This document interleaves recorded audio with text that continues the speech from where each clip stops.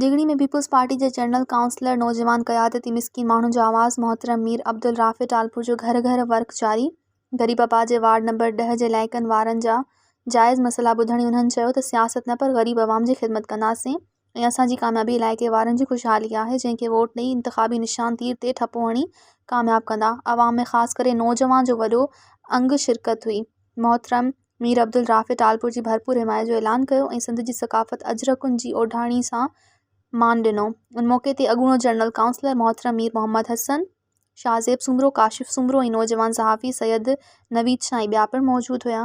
मज़ीद ख़बरनि ऐं तफ़सीलात लाइ विज़िट कयो असांजी वेबसाइट www.awamiNewsHD.com ऐं ॾिसंदा रहो अवामी न्यूज़ HD।